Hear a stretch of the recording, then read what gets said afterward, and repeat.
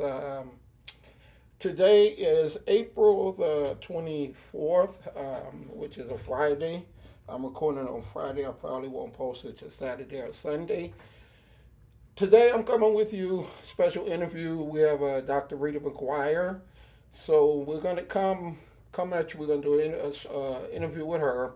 We're gonna give you a little of our personal stuff, and then it's like a lot of people run around with this coronavirus mess, and she's one of the first responders on the front line doing a lot of stuff.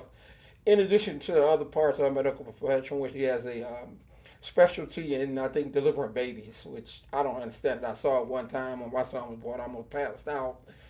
But we're going to get to know her first, and then we'll talk a little bit about this pandemic nonsense that's going on. We've just been extended in Illinois another 30 days. So, with no further ado, I want y'all to check out this video on YouTube, and I want to subscribe to it so you can get future interviews. So we do a lot of stuff on, in addition to our different platforms, we also do a lot of stuff on YouTube as far as video. So, all right, how you doing, Rita? I'm doing great. Thank you, Errol, for having me on today. Okay, so you're Dr. Rita Mcguire. Yes. Okay, what's your specialty? I'm an obstetrician gynecologist. I've been practicing for over 30 years, and I trained in Michigan at Wayne State School of Medicine, completed my residency here in Chicago at Cook County, which is now called Stroger. Yeah, my cousin, she's a emergency room nurse. She works there. Awesome. So how long have you been doing that? How long have you been in the profession? 30 years Oh, now. 30 years. Well, yeah, you did say that. Yes. Okay. Long time. I've delivered over 8,000 babies. I guess I stopped counting, but I wish I had counted every single blessing. But certainly over 8,000 babies. She I probably delivered some of y'all badasses. So. Yeah, probably. Probably. Okay, and you are fellas. One thing I want y'all to know, fellas, this is for the fellas now. She's single. Yes. Very attractive. She's a doctor. All right, and so feel free to hit her up. No stalkers. No weirdos. But very much into fitness. Very much into a holistic way of addressing our health and wellness. Right. She's actually you're preparing for a wellness competition, right? I am. I'm yeah, preparing for. TA's helping her get ready for a wellness competition. If you go to her Facebook page, you'll see a lot of progressional pictures. She's actually looking really, really well. I'm looking forward to seeing her on stage. I know that's been a goal of hers. So definitely looking forward to it. How many kids do you have? I have 3 children, Okay, 29, 23, and 22, 2 boys and a girl. One left in college. She's graduating May 31st of What this college? year. She's at Wellesley in Boston. Okay. In Massachusetts, and so I'm excited that I'm an empty nester, and really looking forward to checking off all these things on my bucket list as it relates to wellness, and I'm excited to be here. What are some of the things that's on your bucket list? One thing is a wellness competitor. Okay. The second thing is Ironman. I've always wanted to. Triathlon? I've done 2 triathlons. I've done 3 full marathons, and on my bucket list is the Ironman, which is a triathlon marathon combination. You know the client that was in there the other day, Sandy. Her husband has done it. I think he did the Ironman last year. Yes. That's Whew. take a lot. It does take a lot, but I've always wanted to challenge my mind and body to its fullest extent, so that you can just be the best version of yourself. And so I think that challenge, I'm up for it now. I'm almost 60 years old. Really? Oh, I'm 57. I'm 57. Okay. I feel like I'm 21. Okay, you look like you're 21. Yes, thank you. Thank you. Well, I'm a tough guy, but I can't be messing with no Ironman triathlon stuff. I can't do that. That's just too much. Too much. I ran enough when I was younger, growing up in Inglewood, running from the police. So Oh, God. I definitely cannot be doing that. But anyway, tell us a little more about yourself. We want them to get to know you before we go into this. Well, 5 years ago, I lost my last remaining immediate family member. I lost my mom, my dad, and both brothers to coronary artery disease, cancer, illnesses that pretty much were preventable. At the time, I was over 211 pounds, and honestly, Earl, I thought I was next. So I lost 67 pounds. That's what really started my health and wellness journey. Was 5 years ago. Got connected with Chia and really changed my diet. I changed my sedentary life. I was working 96 hours a week, single mom, 3 children, delivering a lot of babies, a lot of stress. I probably work in one of the highest litigious fields of medicine, right? You deliver a baby and their baby is born with crossed eyes and they'll sue you. So just the stress of my profession caused me to do a lot of comfort eating, a lot of unhealthy. I think I was the most unhealthiest physician in Illinois 5 years ago. So I made a change, lost the weight, and I've never looked back. Now I'm an example for my patients. Right. I'm an example for my community. I'm an example for my family, really helping those to understand that there is no wealth if you don't have your health. Right. Wow. Hey, I'm finding this out first too, like everybody else. So that's what I love about doing the on-the-spot interviews and not really rehearsing anything, because I'm finding out a lot of stuff myself. So that part is your driving force. That's why you work so hard. Yes. Yeah. That was my why. I honestly thought that I was going to be next in the family to die prematurely because of my lifestyle, because of my poor eating habits, my poor sleeping habits. 5 years ago, I never drank water. Like water. Now I drink a gallon of water, and I try to get 7 to 9 hours of sleep, because I'm seeing in my profession, my colleagues who suffer from dementia, one thing they had in common, sleep deprivation. And so I'm telling you, I make sure that I'm in bed by 9 so I can wake up early, 4 or 5 o'clock in the morning, and get my day started. So sleep is really important. Wow. So was the change hard? The change was the hardest thing I've done in my life. Really? People say that medical school, which I went through, residency when I went through 3 natural childbirths, but that part of my life was the hardest part in my life, was to get into a habit of eating well, drinking water, getting sleep, and exercising. It was the hardest thing I've ever done in my life, to lose 67 pounds. Wow. Yeah, it was I very hard. So what advice would you give to? Hey, y'all at the school, we're gonna talk about the pandemic. All right. Right now I'm learning some stuff. All right. Yeah. So what advice would you give to people? Because there are people who suffer and the change is, I guess, so hard that they do nothing. They would rather die than to make a change. And I would like to know what advice you would give people that, hey, I'm going to change to save my life. Because I've had clients that they just said, fuck it, what's going to happen is going to happen. But I've always, as a trainer, just like as a doctor, it's personal to you to make a change in people. That's what God put you on this earth for. Right. So what advice would you give to people? Well, I would say that the journey can't be because you want to be a size 5 or a 6 because you're going to go on a cruise, or you're getting ready for a wedding or a marriage or a special occasion. Your why has to be it has to be something that will make you cry. That's how big my why was, and it was to live for my children. And so the why has to be big. You don't want to wait until you lose family members to make that a priority. I wish that I had done that before to be an example for them. But your why has to be big, and it has to be a why that's so passionate. I mean, when I thought about waking up at 4 and 5 o'clock in the morning to exercise, I would cry. But then I would remember, well, Rita, you're 211 pounds. So you not working out is the reason why you're this way, and you've got to make that change. And so I had a pretty big why. You push yourself, no one push you? I pushed myself. My children, my 3 children, were my cheerleaders. I have my middle son, Joshua. He was the driving force. He was like, Mom, just keep going. And Earl, I don't want to say this, but I'm being transparent. Yeah. At the beginning, I would use the fact that I was an OB-GYN to get out of some of my workouts. I would lie to the instructors and say, Chie, the hospital is paging me. I've got to go.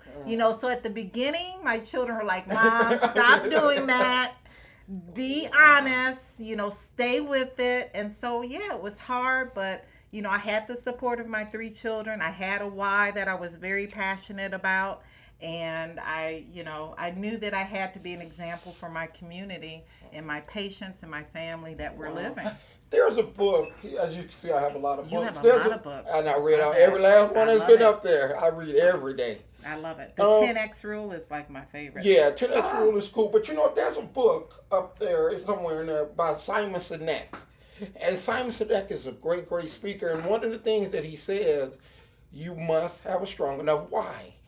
If you don't have a strong enough why, I know, my father died from heart disease. My son, Earl Jr., he passed away maybe 4 years ago from the same thing. And he was only 32 at the time. So that's, I had already began my journey by the end. But that helped because I didn't want to go through the same thing, so I didn't have, but I had already started my journey. My thing was always, as a why, was I came from a very poor background. I was a parent by the time I was 14. I was in jail by the time I was 12. I came from Inglewood, which, very, very rough neighborhood. I was raised by a single mom. And just my whole life, actually, it came to me one time I was incarcerated, and it was, you're meant to do more out of life. Absolutely. And so when I started, I went into a gym and asked for a job. This ain't more about you. I'm going to tell you a story real quick. I asked for a job. He didn't have a job. Mm-hmm. So I started vacuuming and wiping down equipment for a membership. At that time, membership was $79 a year. So basically, it was for free. Wow. So that's how I actually got started in the fitness industry. I did that for 2 years. Wow. Yeah. Great story. And then after that, it was funny. One day he left and he said, okay, I don't want you to sell nothing. I don't want you to go behind the counter and do that. And he said, I'm going to be downtown all day. I just want you to watch the place. And I'm thinking to myself, this is my opportunity. I'm selling as much as I can, which I did. And he came back. And because I had been telling him, if you gave me a position, I can make it I can earn my own pay. And so when he left and I did that, he saw what I was talking about. And so he gave me a job as an assistant manager. And that's how I started. Assistant manager, trainer, independent trainer, opening up my own club. Like I've had my own club for 23 years. And a lot of people don't know it now, but in the next month and a half, depending on when this pandemic ends, we have another location that we're about to open up, which is right around the corner. It's going to be an open gym. Congratulations. So we thank you. We've already signed a lease on it. I already bought the equipment. I'm just waiting on them to open up some stuff so we can start working on it. But my why was always to not return back to where I came from. I knew I had more in me to help, and when I started training and I started helping people and I saw that was a gift that I had, that was my why. I love, even to this day, and I've been involved in this industry for 30 years. I started November 1st, 1990.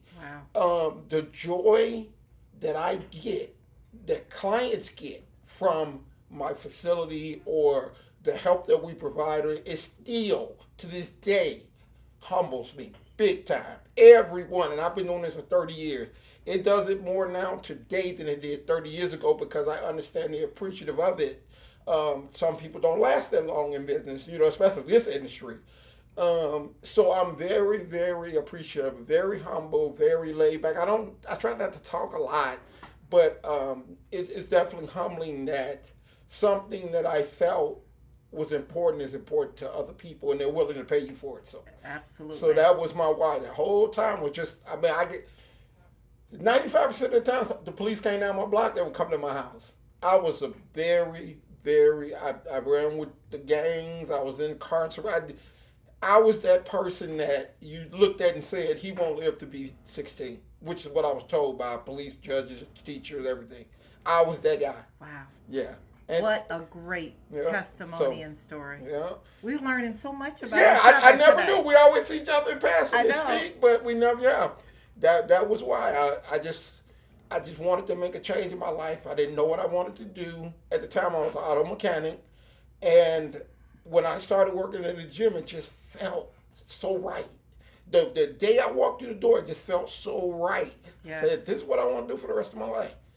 And fortunately, thank God, I've been doing that since that day. Yeah. I've been working in the gym. You know, T.D. Jakes says, if you don't know your purpose, find your passion. Right. Because your passion will lead you to your purpose. Mm-hmm. And truly, that is a passion of mine now, is to really impact our community. As we move into this talk about the pandemic, it is our community that's being hit hard by this virus. We as minorities are dying much more at a higher incidence because it's because of our rate of obesity, hypertension, diabetes, these comorbidities we find more in our community, and it is taking a toll if you get the COVID-19 infection. Those who are obese, those who have diabetes, those who are hypertensive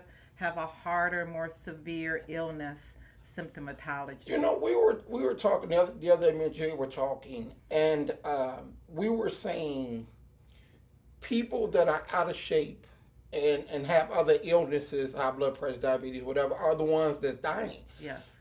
And I believe that a big mistake was them closing down gyms. But yet, hopefully, after this is over, people will start to understand how important your health. I tell them all the time, I love looking good. I mean, I love working out. I love being in shape, but it's the health benefits. It's the health benefits. And the common denominator with why these sets of folks are more susceptible to a severe outcome of the virus is because of inflammation. The bottom line is inflammation. When you look at chronic comorbidities like obesity, diabetes, and hypertension, it's inflammation.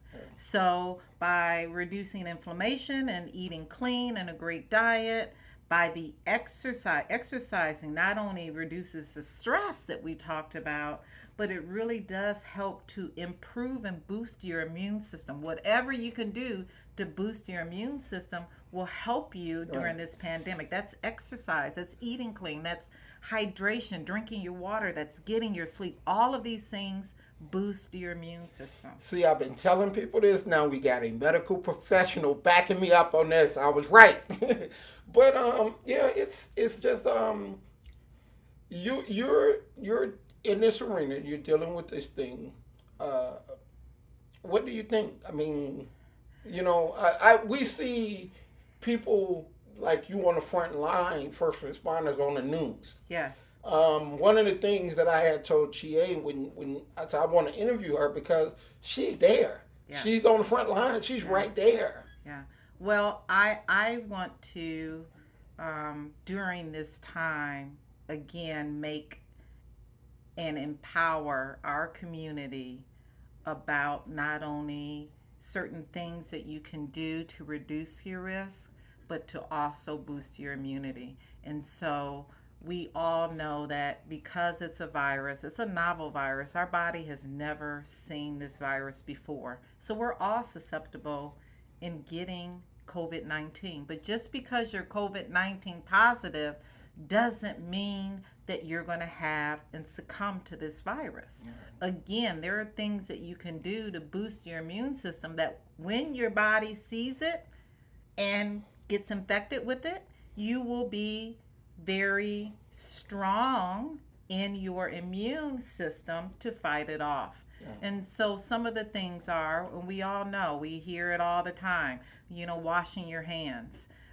This virus can be transmitted by fecal as well as respiratory. So when you go to the bathroom and you go to a restroom after someone who hasn't washed their hands and you touch something and then you touch your T-zones, your eyes, your face, your mouth, That's how the virus enters your system. It doesn't just jump into your body, right? That's the whole reason for not touching your T-zone, your eyes, your mouth, your nose, washing your hands. Wearing a mask will help you if you touch your mouth because you'll have a mask on. And then respiratory and aerosol droplets is another way this virus is transmitted. That's why we're practicing right now physical or social distancing. And then again, making sure that your body can produce that immunity to boost the immune cells by working out. If you are at home, you should be working out. If you are at work, making sure that you're taking the precautions in washing your hands, making sure that you are practicing social distancing, making sure that you're eating healthy and eating clean. I've not seen so many people, Earl, buy so much pop and soda and potato chips at the grocery store. I'm like, what are you preparing for? Like cases of pop, not water, but pop. So there's so many things that we can do. And as a healthcare provider on the front line, seeing folks, even pregnant moms with this virus, there's so many things that we can do, and things that I am doing, even on my social media page, just showing people that I'm walking the walk, that I'm not, just mandating or preaching to folks. I'm actually working out every day. I'm actually eating clean. I'm actually getting my rest and drinking water and washing my hands and wearing a mask and doing those things. Yeah. That's outstanding. Yes. It was very enlightening. I see you 3-4 times a week. Yes. But you're busy going one way, I'm busy going the other way, and it's great to really sit down and talk. I've really learned a lot. Right. I really have learned a lot. So, and then the other thing that I just want to mention with this COVID-19 pandemic is that we're hearing a lot about folks who are getting hydroxychloroquine or Plaquenil while they're in the hospital, and there's no data at all that confirms that those medications work. And what we're seeing personally, I have a cousin personally that was on a ventilator for about 2.5 weeks. They gave her the Plaquenil, they gave her the hydroxychloroquine, and now her organs, her kidneys, her liver, her heart have now been affected not only by the virus, but the medication, Plaquenil, that was given to her that absolutely has no data that confirms that it works. So, this is the reason why we have to, Earl, continue to empower our listeners, empower our followers to eat healthy, to work out, to do the things holistically and naturally to boost our immune system, so that when COVID-19 possibly can infect us, that we have the immunity or the immune system that is at its optimal balance that will help us to have a better outcome. Wow. Okay. All right. I always like to finish our interview. I have what I call 5 rapid fires. 5. I'll say one word. You tell me the first word coming to your mind. Okay. Happiness. Family. Money. Health. Love. Family. Life. Family.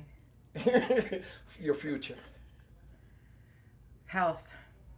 Okay, that's it. I'm sorry. Can I use the words again? Yeah. Okay. Yeah. Cause that's what I mean. Obviously, you're very family oriented. Yeah. I just think that this pandemic has really shown a lot of folks what really is important. Yeah. And it's our family and our health. Yeah. Because without those two things, you have nothing. You have nothing. Okay. All right. So I want y'all to come to YouTube. Y'all can take a look at Rita, and fellas, you can see how she look. Like I said, no weirdos, no stalkers. And, this is a great interview. I want y'all to go on her social media page, Dr.Rita Mcguire, Mcguire, and check her out and follow her. She has a lot of good advice. You can email her, you can send her a message, and she's a very nice person. So we're gonna have her back for a second interview. This one was it was enlightening to me. So we're gonna do it again. She's here 3 or 4 times a week, so I'll snatch her up again and do another interview. So I really appreciate it, Rita. I really do. Thank you so much, Errol. I love this. This is great. I look forward to coming back. Okay. All right. This is your man, Sir. I'll sign it now. Peace.